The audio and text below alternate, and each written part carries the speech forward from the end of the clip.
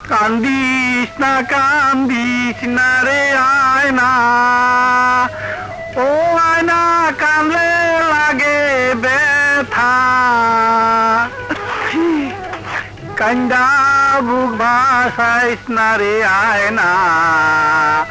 দারুণী কি বুঝলে গেছি রে আয়না, বাকিটা তুই গা। তুই কান্দিস না রে ভাঙ্গা, ও ভাঙ্গা কাঁদলে লাগে ব্যথা, একা একা থাকতে রে ভাঙ্গা, ভালো লাগে না রে ভাঙ্গা।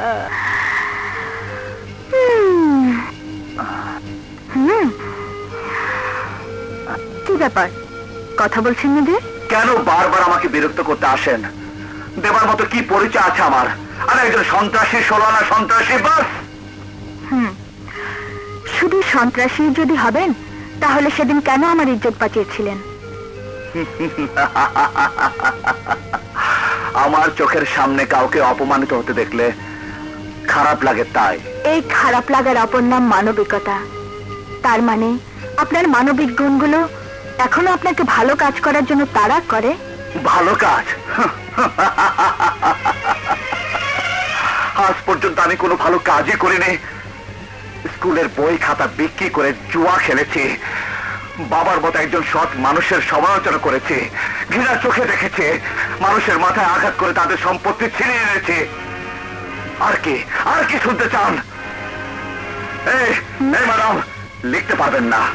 কেন? আমার দুর্দশার কথা কাগজে লিখে আপনি ব্যবসা করতে চান, রাতারাতি বড় সাংবাদিক হতে চান। আমি তা হতে দেব না। বড় সাংবাদিক আমি হতে চাই না। আপনাদের কষ্টের কথা লিখে মানুষকে জানাতে চাই। কেন জানাবেন? যাতে মানুষ আপনাদের ভুল না বোঝে, আর আপনারাও মানুষকে ভালোবাসতে শিখেন।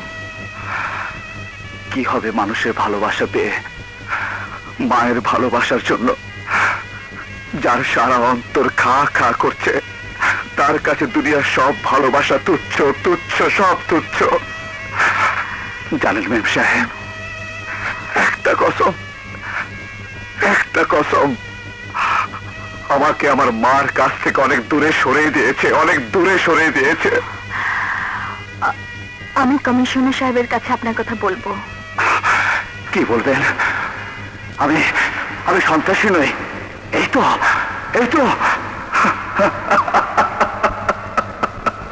আমি সন্ত্রাসী নই, এই তো। এবার আমাকে বিরক্ত করতে আসেন। দেবার মতো কি পরিচয় আছে আমার? আর একজন সন্ত্রাসী, ষোলানা সন্ত্রাসী, বাস। এই ম্যাডাম, লিখতে পারবেন না। কেন? আমার দুর্দশার কথা কাগজে লিখে আপনি ব্যবসা করতে চান, রাতারাতি বড় সাংবাদিক হতে চান।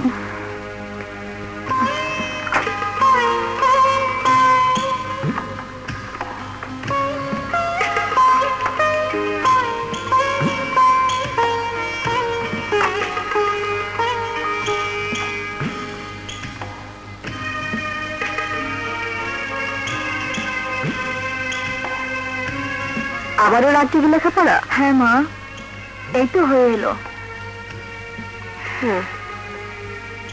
এই যুবকটিকে জেলের 14 শিটের আড়াল থেকে বের করতে হবে খুব শিগগির। খুব মায়া চেহারা।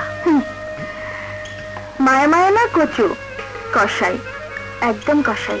ওকে পুলিশের কাছ থেকে ছাড়িয়ে একদিন বাসায় নিয়ে আসিস, দেখবো ছেলেটাকে।